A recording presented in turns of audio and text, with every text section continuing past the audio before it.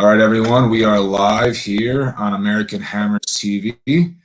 As always, I'm your host, Justin Wasick, out of Chicago, Illinois.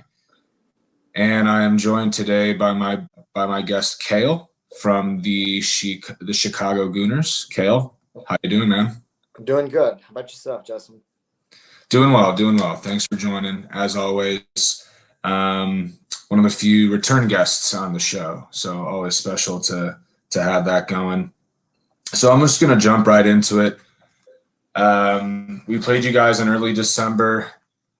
It was a 3-1 defeat for West Ham.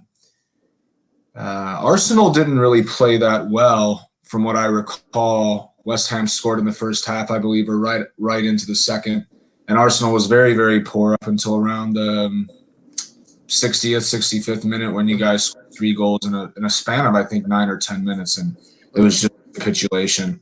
A good amount has happened since then. Freddie Lundberg was your manager at the time we played you last. Obviously, that's no longer the case. A season that has remained inconsistent, although since we played last, you guys certainly have improved. Yes, definitely. There really wasn't a whole way. There really wasn't a whole. There wasn't another direction really to go. It's incremental. It's not great still, but it's not great, right? Incremental improvement, yes. Well, let's start with Mikel Arteta. I think that's one of the biggest pieces of news since we played last. I don't know. I think it was late December when he got appointed, maybe early January. Not quite sure, but he's been at the helm for a couple months now. What are your thoughts of Arteta so far and how he's and not only what are your thoughts, but how has he changed the squad for better or for worse so far? Yeah, so to your point, Arteta came in about mid-December. He was hired right after City thrashed us 3-0. That was his last game with City. I think at that point he had already been tipped to take the job at Arsenal. Since then, I mean, obviously there's still some results have been a little bit mixed. The losses have gotten better. We've only lost twice in the league since then. Both of those were in December. The City lost since we played West Ham. The City lost, which was Arteta's last match with Man City, and then the Chelsea match, which was a heartbreaker. We gave up 2 goals in the final 10 minutes to lose. But what I think he's done is he said he would wipe the slate clean and start to build something from scratch. Players who had either been left out or had fallen out of favor with Unai Emery. They were given a chance to kind of reinstitute their value on the club and on the team. You've seen that most apparently with Granit Xhaka, Shakram Mustafi, to an extent Mesut Ozil, and also certain players that were kind of on the fringe or had kind of fallen off. Danny Ceballos, who Arteta kind of issued a challenge to when it looked like he wanted to go back to Spain. He's now become one of Arteta's favorite players and most likely to be in the starting 11. And Eddie Nketiah, who came back from Leeds from loan, was expected to go back out on loan. And Arteta saw him train and took a liking to him, and he's finding his way in the starting lineup, even over Alexander Lacazette, who's kind of hit a little bit of a bad patch. But Nketiah and a lot of these other players are they're fulfilling that faith that Arteta is giving them, and it's giving us a platform to kind of build on, and it kind of shows. I think it kind of institutes a lot of faith that the players have in the manager that he's going to be hard, but he's going to be fair, and that he actually has a plan that they can buy into, and that they can maybe use as a platform to maybe even if the results are not there, that they can build off of, they can enjoy their football, and they can possibly build on something going forward for the rest of the season. Gotcha. So he's started from scratch. He's maybe given some life to some players that were previously not determined to perform well, or simply weren't given the opportunity to perform well. You did mention you haven't lost that much. In fact, you hadn't lost at all in all competitions in 2020 until the 2-1 defeat to Olympiacos. Yes. Which was a tough loss. Even Yeah. just watching the highlights, I can only imagine as an Arsenal fan how tough that may have been. Yes. So dropped out of the Europa League. Champions League seems out of reach. We won't know until the City ban is confirmed and determining if place team goes on. If so, you guys have a chance. Mm-hmm. But you guys are still in the FA Cup, a 2-0 victory over Portsmouth. Mm-hmm. Is there any way to salvage this season and make it so that at the end of it, you can say to yourself, this was a pretty successful season? Or is this a lost season no matter what at this point? So I think by our standards going into the season, it's really hard to. I don't think there's really much that we can do to say that it's a success. If you look at where we started, coming into a season where there were really high hopes, where there was a lot of goodwill based on the signings that we made, the summer tour in the States, uh, with the amount of drop that we experienced in the first half of the season. The only thing that would probably come close to that is an FA Cup victory and either a top 4 or maybe, as you said, top 5 finish. That's best case scenario, I think, for us. Outside of that, I do believe that most fans are realistic. I think that we're taking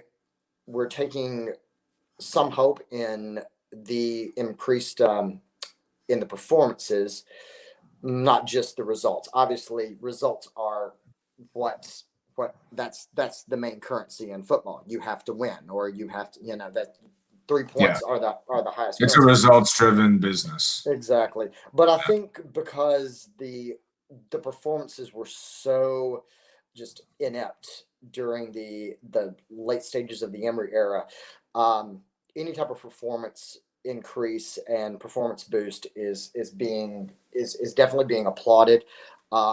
We just got the draw today. To your point about the FA Cup, we'll be playing, I think, Sheffield United, or so they are obviously above us in the table and have proven that they are, if not a force, they are definitely a. Where's the game at? I do not know that. Give me just one moment. That just came through just a few moments ago, where we would be playing. So let's see where that's going to be. I thought there was one more FA Cup game tomorrow, which is why I didn't know that the draw was today. I didn't think we had a draw either, but apparently it sounds like. Yeah, there's one more game tomorrow. Yeah, I thought I really. Let me see. This may have come through. It's going to be at Bramall Lane. It will be at Bramall Lane. Okay, so yeah. Sheffield United, Arsenal, Newcastle City, Norwich versus the winner of tomorrow, and then Leicester, Chelsea. Yes. So that will be a challenge. I mean, we've won more FA Cups than anyone. We've been pretty successful in the competition. We've won 3 since 2014. It does provide a path back into the Europa League if we we do have a tough run in. We play everybody in the current top 4 on the way.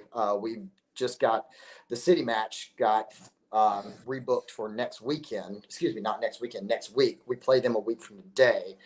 So that's congesting the fixture list. There's a lot to play for. I don't think there's really anybody that's taken a stranglehold on any of the 4th or 5th or 6th, even 6 positions. But if things do not go well in the league, there still is not just a trophy to play for, but potentially a European spot. And as much as we kind of have, looked down upon the Europa League, it does provide, number one, a way back into Champions League if we don't make it this year, but also it's still about 50 million pounds or 50 million euros, which isn't anything to sniff at, especially when we need to really consider about rebuilding in the summer window.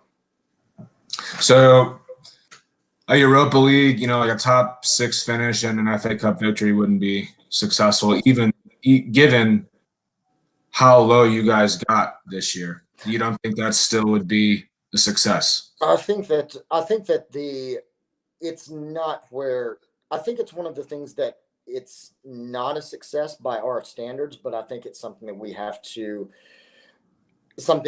are having to be grateful for. We're having to kind of restructure our realities right now. Amy Lawrence wrote a great writer, Arsenal fan who writes for The Athletic, wrote a great piece about recalibrating. I love The Athletic. Yes, she wrote and she's been an Arsenal fan. She grew up in London. She's been a fan since she was very young. And she spoke about recalibrating expectations after the Olympiacos loss. So maybe it's something we need to that we're going to have to really look at. To your point about what we consider success, traditionally being out of Europe, and even if you win an FA Cup, that's still not really success. But I think maybe where we are, winning an FA Cup though would put us back in Europe, regardless of where we finish in the league. It would put us into the Europa League. So you could say at least we would have European football, and we would have a nice new piece of silverware to add to that collection. Gotcha. So let's one more thing before we hop on to the match. Liverpool losing for last weekend, indirectly, directly, however you want to say it, has an effect on Arsenal fans. I think all of you were extremely happy to see them lose. There definitely was, I'm assuming, a concern on your end that they weren't going to find a way to lose this year. It sure seemed like every single time they were going to lose, they figured out a way to get a draw or mainly a win. Yeah, I watched the game last week with West Ham, and I really thought you had a chance the second half. I mean, you played a magnificent first half, strong second half, and just they're just really tough at Anfield, and it just I guess it was just once they got that second goal, it just felt almost inevitable. But it was there's been times this season where we definitely thought that if at minimum, I think a lot of us had pretty much resigned that the 49 game unbeaten streak was over. Maybe that they would drop maybe a game somewhere.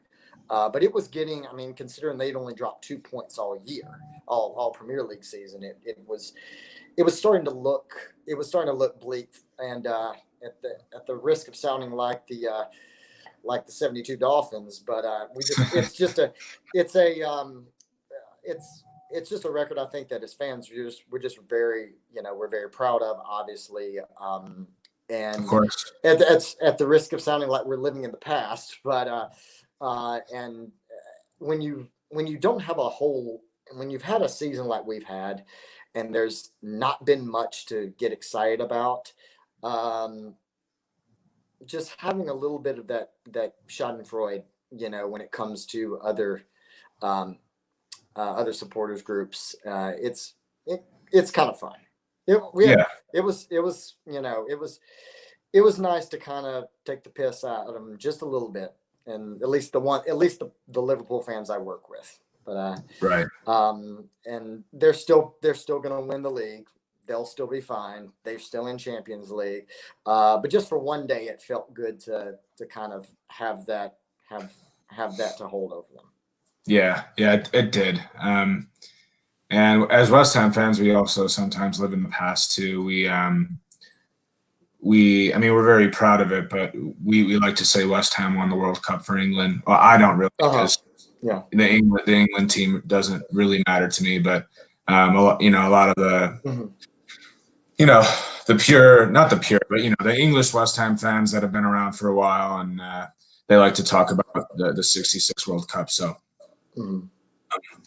so moving on to West Ham Arsenal. Obviously, the match is at the Emirates. You haven't lost at home in the league since that Chelsea game, December 29th. So from an Arsenal fan's perspective, what are your thoughts on the match, including any worries from a West Ham point of view? What are any specific team news on the Arsenal side of things that West Ham fans should be aware of? Just any sort of overview of your POV on the match this weekend?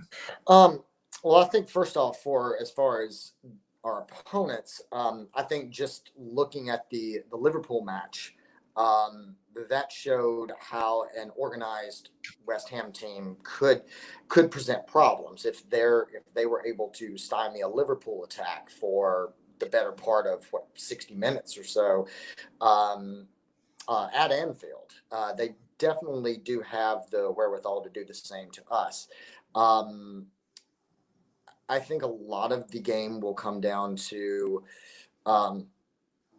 how well we really utilize our space down the flanks and how well we stretch the field. I think when you look at the way that we're starting to use our fullbacks, especially with Bukayo Saka on the left, assuming he is going to play, he's really. Is he injured? I know that he apparently picked up, and I don't think he's injured. I don't think he's got any type of serious injury. I think he did have a little bit of maybe a knock, or might have just kind of been in what Arsene Wenger used to call the red zone a little bit, because he's played so many matches. When he came off, I think it was the Everton match when he had to come on for Kolasinac. He came on almost immediately. Assisted Eddie Nketiah. But that was probably the first match where he had looked a little bit off the pace. As the match went on, he looked like he looked a little leggy. Some of the passes went a little bit astray. But if he's up to his game, that left side, especially where he partners up a lot of times with Pierre-Emerick Aubameyang, or if we do something maybe to even put Aubameyang back in the center and use maybe a Gabriel Martinelli, who out there on the left, who he also has a really good relationship with, that can really cause, I think, West Ham a lot of issues down that flank. That's probably where I think we're starting to see a lot of what Arsenal are trying to do, is really attack mostly the left side, but also the right with Pepe. I see a little bit less bombing forward from Hector Bellerin. Maybe that's just out of precaution because so much attack is going on the left. They don't want both the fullbacks bombing forward.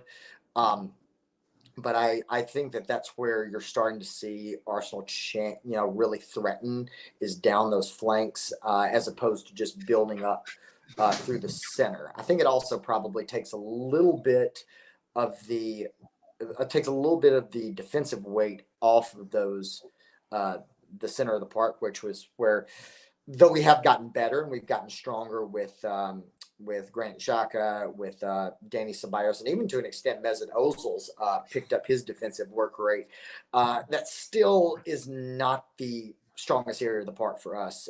When things break down in the middle of the park and teams can counter, it seems like if things break down on the flanks, we can regroup and prevent counters a lot easier when we're attacking from that point of view. Okay. Yeah, I'm really interested in Saka on the left-hand side, assuming he plays.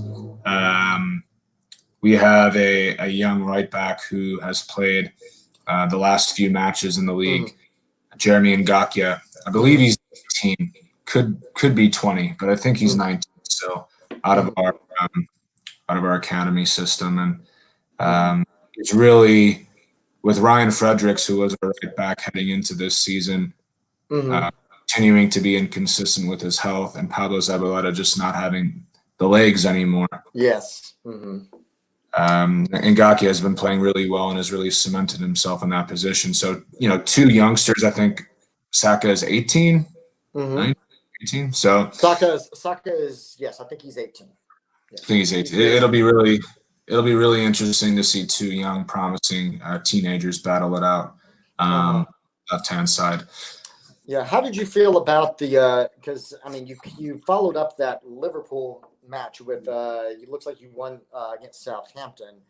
Yeah. And they've actually been, I think they may actually still be okay, let's see where they're 13th. They've kind of fallen a little bit in the table. They actually, up to a couple of weeks ago, they were still above us in the table. So Yeah. I know Antonio gave us problems when we played you last time. So was there something specific? Was there something you saw in that match with Southampton that really kind of gives you some hope either for this game or maybe some development going forward to maybe close the season out strong, especially to not get sucked into any type of relegation battle?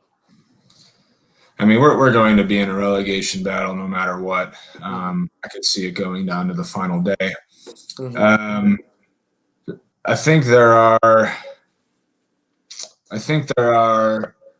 two things that really helped us out on Saturday, and two things that I think give me hope personally. One was the fact that Moyes played Antonio in a partnership with Sebastian Haller. And where Haller was so successful with Frankfurt last season and the season before was that he was playing in a partnership with Ante Rebic and Luka Jovic, I believe. Yeah. And for a vast majority of the season, Haller has been played in isolation. And it is obvious that he is not going to be successful in that type of system. Haller has scored 7 goals in the league, I believe, 2 of which have come against Southampton. And in both of those matches, Haller was playing with Antonio in a partnership up top. I mean, it's not rocket science. If you're going to play Haller, you need to play him in a partnership. Also, our new signing, Jared Bowen from City, we signed him for about £22 million in January on deadline day. And he was a revelation. He was a revelation on Saturday. West Ham fans have been calling for him to start. It was his first start. And he scored a goal. He scored the opening goal. He made key runs with the ball. His work rate was off the charts. And he just provided this confidence on the attacking front that we've been missing. So I'd say that the partnership, assuming Moyes continues to play that versus you guys, I'm not sure he will, and Jared Bowen are two things that give me hope. Yes. Yeah. And I mean, that was 3 goals against Southampton. You scored 2 against Liverpool. Those are, that's goals tend to be an issue for, and to score that many in the previous 2 games looks like there are some green shoots that are coming about, from an attacking point of view, which could be problematic with us. Obviously, this being at home where we played well recently, that's we probably should be favored, but we've also given up. We gave up 2 goals to Olympiacos. We gave up 2 goals to Everton recently. Both games which we had in control. We had actually, even though we gave up an early lead against Everton, we fought back and went up 2-1, but only to give up a sloppy goal right before the half. So even though there have been vast improvements, even on the back line, especially with David Luiz, who had become a little bit more accident prone, Yeah. as the season went on, and he has made progress back to the form of a guy who's won, pretty much almost everything in club football. There still is an opportunity for Arsenal to basically Arsenal things up. And that's going to be something we have to watch out for, I think, on Saturday. There's nothing that really we could have a great performance and have a clean sheet. We could also give up 2 goals. I don't think we'll give up 3, but I think it's been proven that we definitely can still leak a few goals, even if it's especially on set pieces. So if your set piece game is strong, that's where both of Everton's goals came from. We did a pretty good job of stymieing any type of build-up play, but up until the end. Toward the end, they really started to threaten as we wore down. But both goals were just really poor set pieces from Arsenal. So if we don't clean that up, that could be problematic for us on Saturday. Well, let's wrap this up and give the final predictions for Saturday. What do you got, Cale? Oh, jeez. I had 2-0 Arsenal, but now I'm like, now the more I think about talking yourself out of it. Yeah, well, I talked myself out of it last time. I picked a draw, and then I changed my mind and said, no, I think we're going to win, and we did. I think this is going to be. I don't think Arsenal is one of those teams that, like a City, that they bounce back from a loss by crushing an opponent. I think we will win, but I think we will win 2-1. I think it's going to be another nail biter. I think that, to your point, I think maybe you found something between the last 2 matches. There's, and Arsenal are always good for a calamitous defensive error or 2. So I think we'll get punished at least once on that. But I think we'll do just enough to hold out. So I'm gonna call it 2-1 Arsenal. Yeah, I think when I look back at the previous West Ham visits to the Emirates, we've lost our last 3, but especially when you focus on the last 2, we've gotten robbed. Not robbed, but the scoreline did not. I think we played better than the scorelines have suggested. Oh, yeah, definitely. Now, obviously, this is a different season, different team, so it doesn't. That really doesn't matter. But as Neil said here in the comment, if we play the same team in the same way, I think we do have a chance of coming away with something. I agree with Neil. And that goes back to my point about playing 2 up front. Moyes hasn't done that. That was the first time he had done that since he became the manager. So if we regress and go back to a more defensive system, I could see Arsenal picking us apart, scoring a couple of goals, and us not really getting anything out of it. I think if Moyes plays the way I think he will play, which is with 2 up front, I think we will give you guys some problems. And I do agree that Arsenal doesn't scare me off a loss like a team like City would. I do agree with you on that. I was thinking about that when you were speaking. So that all being said, I'm going to allow my newfound hope to get the better here. And I'm going to actually go with a draw. I think I'm going to go 2-2. I think it'll be an extremely entertaining game. And, yeah, I just don't think Arsenal are a team right now that step on your throats after something bad happens to them. So after a loss, after getting dropped out of the Europa League like that, not quite sure they're there yet as a squad. Maybe next year or the year after they'll develop that killer instinct. But, yeah, I think I'm going to go 2-2. I think that's, I'm sticking my 2-1, but I wouldn't be surprised if that's a final either. It could be tough. One last thing, just in regards to West Ham, was something I think I saw the other day. Maybe you could enlighten us on. Because we have a similar scenario at Arsenal. The fan ownership dynamic. Discuss. Yeah, we need a whole other hour. Yeah, I mean, essentially, it's really boiled down to. I think the original issue has always been the stadium move and what Mm-hmm. was promised as reasons for the stadium move. You know, Mm-hmm. world class stadium, which it is not.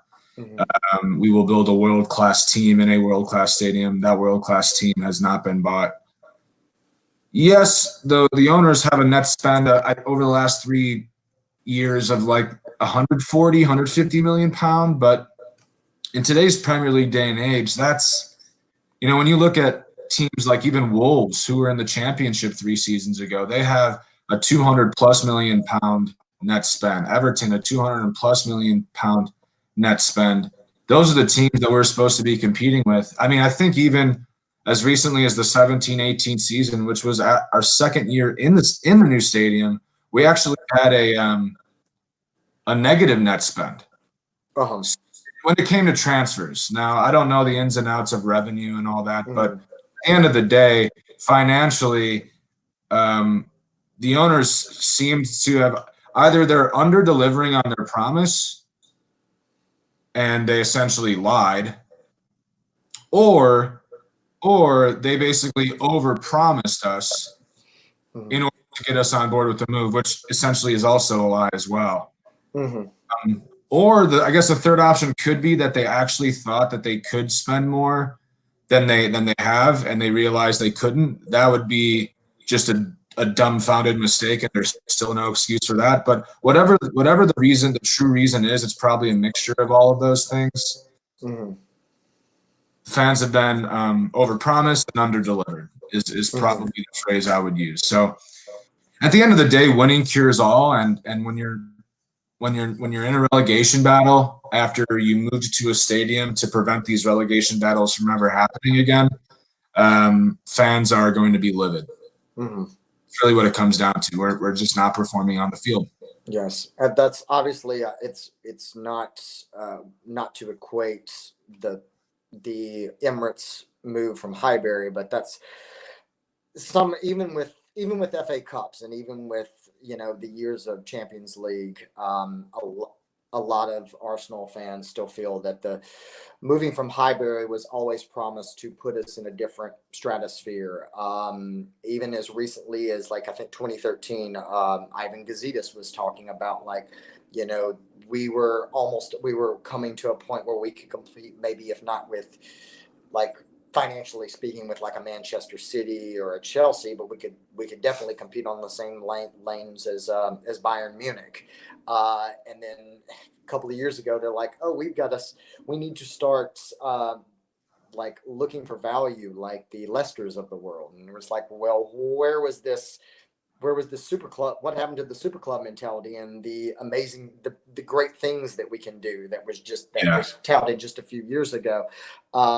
And I mean, there's nothing against the Emirates personally. I mean, I've been to the stadium. It's a magnificent stadium. But to leave a ground that people had such reverence for, as I'm sure people West Ham fans did with Upton Park, when you're basically promised like we're going to leave a sacred ground, so to speak, for greener pastures, but it's going to bring us something. It's going to bring us like titles because winning is everything, and it doesn't do that. It definitely leaves that sour taste. So we can definitely feel that pain. We felt that before too. yeah. It's not a good feeling. But Kale, thanks again, man. Really appreciate it. We'll wrap this up. 2-1 for you, 2-2 for me. Hopefully West Ham can get something from it and keep this good mini run of performances going. Kale, thanks again, man. Really appreciate it. Not a problem. Have a good one, Justin.